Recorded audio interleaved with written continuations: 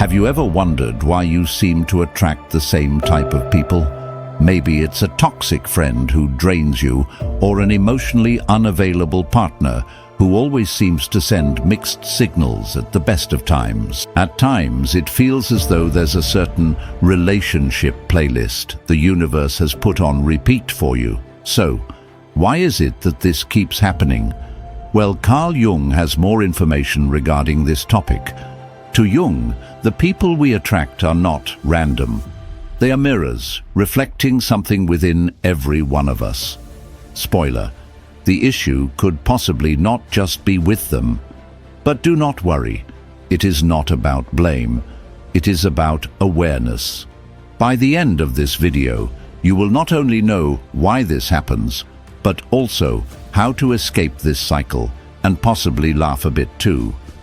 So without further ado, let's head into the Jungian rabbit hole.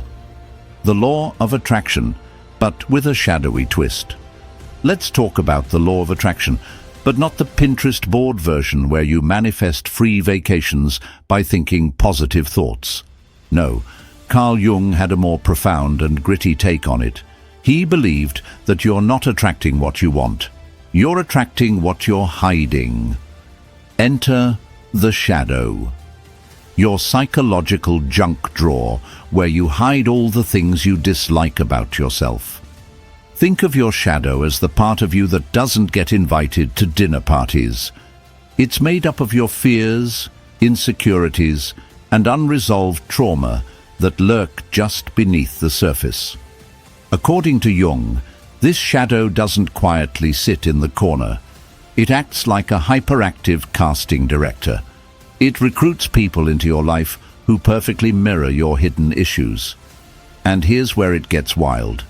The universe, or your unconscious mind, isn't trying to punish you. It's trying to get your attention. That toxic friend, they're not just bad luck. They're amplifying your unexamined boundaries. That emotionally distant partner, they're here to highlight your own fear of intimacy. Jung believed that this phenomenon wasn't just psychological, it's universal. The world you experience is shaped by the energy you carry inside. It's as if your inner wounds have Wi-Fi, broadcasting signals and attracting people who resonate with the same frequency. The upside? Recognizing this pattern is your first step toward breaking free. Once you shine a light on your shadow, it stops controlling your life.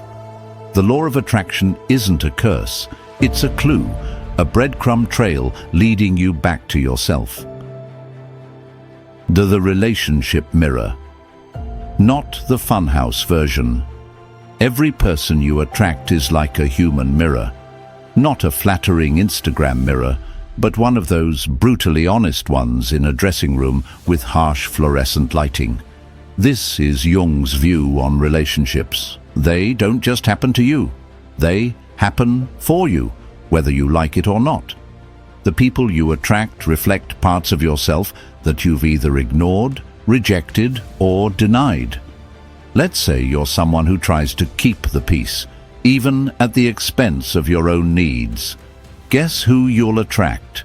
Someone perfectly happy to take advantage of that tendency, forcing you to confront your lack of boundaries. Now, don't panic. This doesn't mean you're doomed to a lifetime of toxic relationships. It simply means the universe has a wicked sense of humor. Every frustrating person you meet is like a post-it note from your unconscious mind saying, "Hey, remember this thing you need to work on?" Here's the magic. When you start to notice these patterns, you gain the power to change them. The mirror might show you things you don't want to see, but it also gives you the opportunity to grow. You're not stuck with the same reflection forever. You can clean the glass, adjust the lighting, and maybe even smile back. Ultimately, the mirror doesn't judge, it just reveals. And once you start paying attention, you'll realize that every difficult person you've met has been a catalyst for your evolution, a shadow dancing.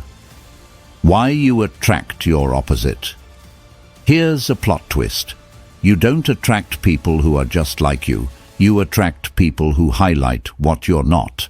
It's like your shadow swiped right on its perfect counterpart. Jung called this the anima and animus dynamic, the balance of opposites within us. Think of it as your inner yin and yang playing matchmaker.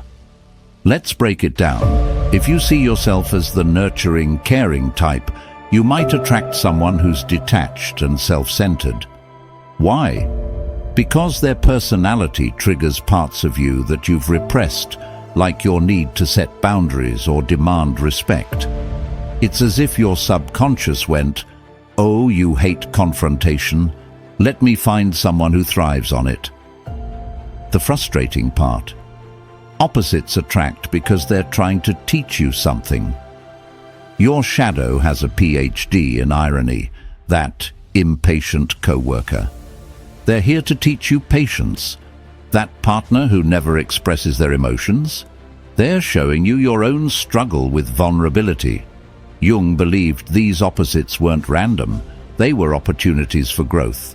They force you to confront parts of yourself you've ignored, denied, or labeled as not me. It's uncomfortable, yes, but it's also where the magic happens. When you start seeing your opposites as teachers instead of annoyances, everything shifts.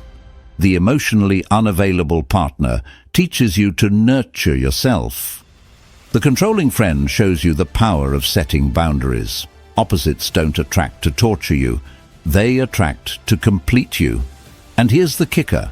Once you integrate your opposites, you stop needing to attract them. Instead of shadow dancing, you start living in harmony with yourself and everyone around you. Sure, it's still a dance, but now you're leading. Breaking the cycle, emotional Groundhog Day. Ever feel like you're stuck in a relationship version of Groundhog Day? You meet someone new, only to realize 6 months later they have the same toxic traits as your last ex, boss, or even a family member. That's not bad luck. That's Carl Jung tapping you on the shoulder saying, "Hey, you've got some unresolved business here." Jung believed that our relationships often replay emotional patterns from our past, especially the ones we haven't fully understood or healed. It's like life gives you a relationship do-over, but instead of changing the script, you keep choosing the same character type to play opposite you. Why?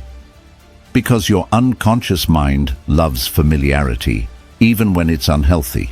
If you grew up with a parent who was emotionally unavailable, your brain learned to associate love with emotional distance. So, when you meet someone who's just as unavailable, your unconscious goes, "Ah, yes, this feels like home." Here's the tough love. These cycles won't break themselves.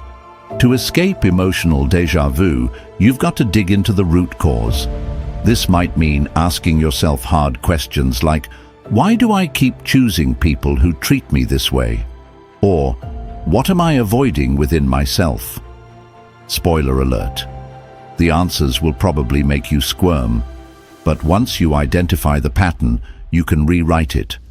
Instead of seeking love that feels familiar, you can start seeking love that feels healthy. Jung would argue this isn't just about relationships, it's about personal growth. When you heal those old wounds, you stop attracting people who poke at them. Breaking the cycle isn't easy, but it's definitely worth it. And the best part?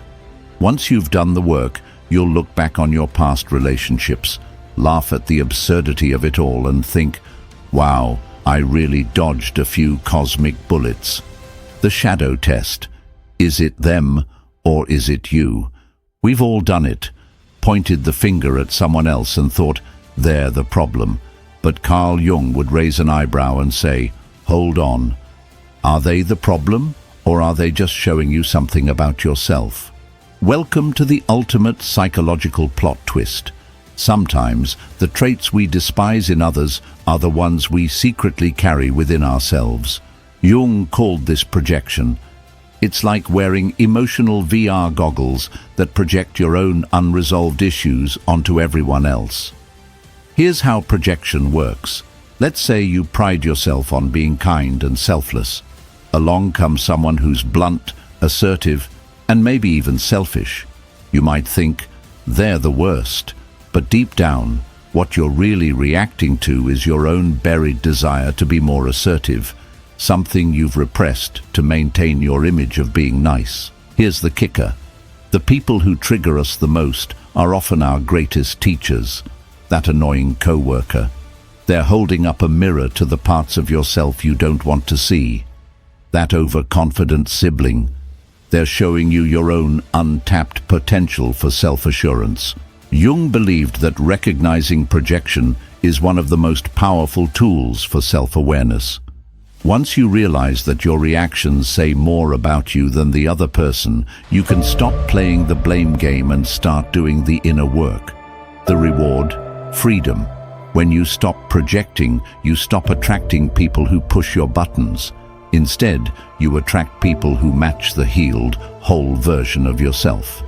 So the next time someone rubs you the wrong way, ask yourself, is it them or is it me? Chances are it's a little bit of both. The mirror, the shadow, and you. So why do you keep attracting the same type of people? Because life isn't about avoiding the shadow, it's about understanding it. Jung's wisdom reminds us that every relationship is an opportunity for self-discovery. The next time you find yourself in a familiar pattern, don't despair. Take a step back, laugh at the absurdity of it all, and ask, what is this trying to teach me? You might just find that the answers and the people start to change. Are you ready to embrace your shadow, learn from your triggers, and attract the relationships you deserve? Hit subscribe and let's grow together. See you in the next video.